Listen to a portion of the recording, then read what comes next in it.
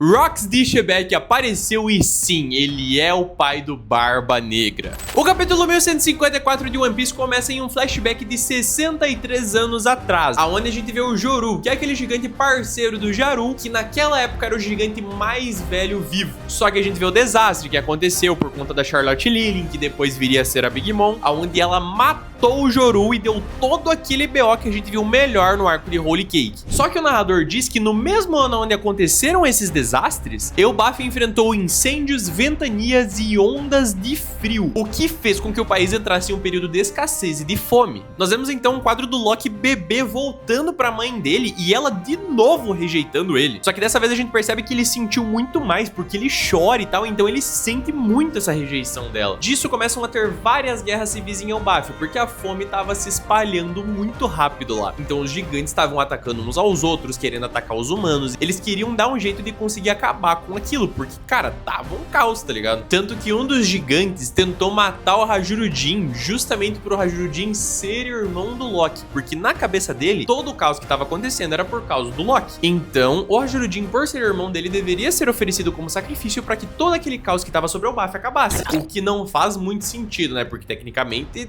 se olhar por esse ponto de vista, deveria ser o Loki que deveria ser morto, não o Hajurudin. Aí, daqui a mãe do Hajurudin já fica loucona da cabeça e o Harold aparece pra salvar o Hajurudin. E aí, junto disso, a gente também vê que o Harold trouxe ajuda dos outros países que são os países aliados de Elbaf, o que automaticamente faz com que Elbaf seja salva da fome. Nós vemos então que a Estrida faleceu, o que é uma coisa que, sinceramente, não sei se foi tão triste assim. E a gente percebe que ela faleceu dizendo que todo aquele caos, todo aquele mal que tava caindo sobre o Elbaf eram as maldições de Loki. Pelo menos era o que ela tava falando antes de morrer. E ela morre odiando o próprio filho. O Harold então finalmente pega o Loki no colo, só que não vê os olhos dele, porque os soldados começam a passar um migué, dizendo que ele nasceu com os olhos com defeito e tal. Aí o Harold percebe que ele tá todo machucado e de novo os soldados passam um migué sem conseguir explicar o porquê daquilo. Só que o narrador fala que com poucos meses de vida o Loki já havia desistido do amor. Ou seja,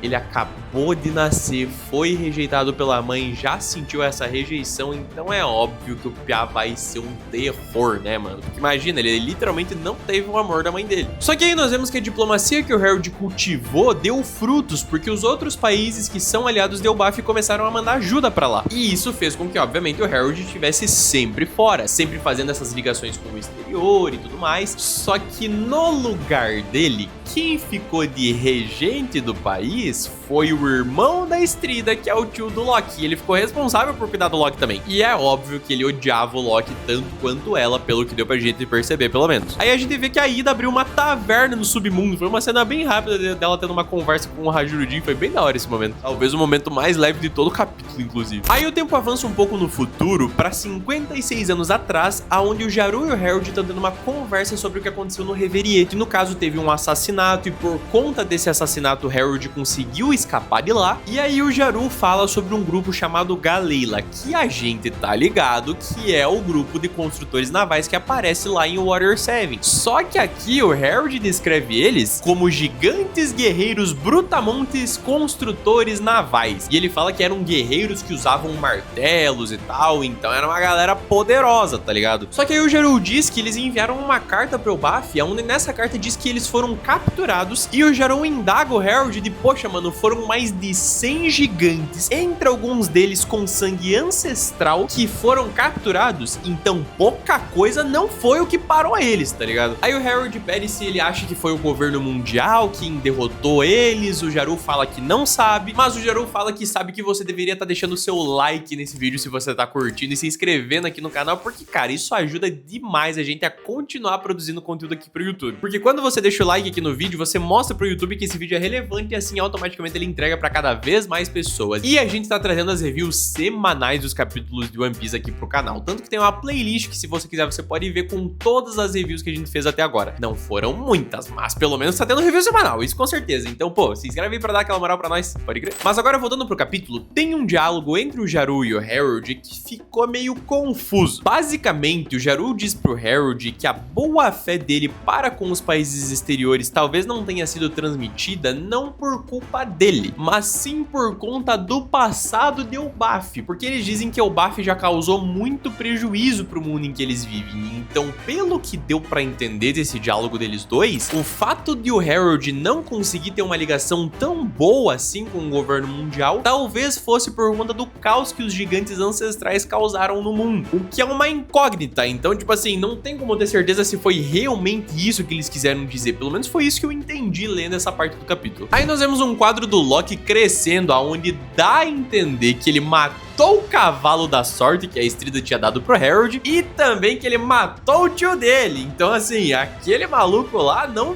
durou muito tempo na mão do Loki. Aí a gente avança um pouco mais no futuro para 48 anos atrás, aonde o Baf estabelece as rotas arbóreas, que faz com que as vilas tenham amizade entre si e tal, basicamente unifica o Baf. E aí o Harold fala para o Baf que o sonho dele é que os países no geral tenham boas relações entre si e que os gigantes possam viver livres em qualquer lugar pelo mundo. A gente vê um quadro rápido então do Hajurudin sofrendo bullying, diziam que ele não era príncipe, que só o Loki que era príncipe de verdade e tal, então dá pra perceber que ele também sofreu bastante na infância dele, só que óbvio não tanto comparado com o Loki, tá? Porque aí a gente vê um quadro do Loki tacando terror em Elbaf junto com os bichos do submundo. Basicamente, como ele era rancoroso, ele não tava ligando pra nada e machucava a galera mesmo, destruía tudo, bem vida louca, tá ligado? Só que é óbvio que o Hajurudin tentava defender o Baf, então ele falava pro Loki não destruir as vilas que o pai dele tinha reconstruído e tal. O Loki manda ele não chamar o pai dele de pai, coisa arada, e fala que ele não tava ali naquele momento e que o Harold só ligava de fazer relações com os insetos dos humanos. Então sim, o Loki é bem rancoroso. Aí o Hajurudin fala que eles têm que tratar todo mundo com igualdade, independente de quem for. O Loki fica pé da vida, dá uma porrada nele e fala que ele é tratado especial porque ele é um príncipe. Aí a gente vê a Gerd indo ajudar o Hajurudin, e nisso o Goldberg tenta segurar ela dá um socão nele e vai ajudar o Hajurudin igual. E aí o Loki fala que tem nojo do Hajurudin, chama os amigos dele de fraco, coisa arada. Basicamente ele tá com uma inveja absurda que ele não sabe expressar. E aí quando os soldados chamam o Hajurudin de príncipe, o Loki fica pé da vida e fala que ele não é príncipe, não sei o que. Só que aí a gente vê que por mais que o Loki tenha machucado pessoas e destruído muitas coisas, ainda assim o vazio dentro dele permanecia. Aí a gente vê uma cena dele se jogando no submundo de novo, caindo lá e falando que ele não iria morrer chorando. Então assim,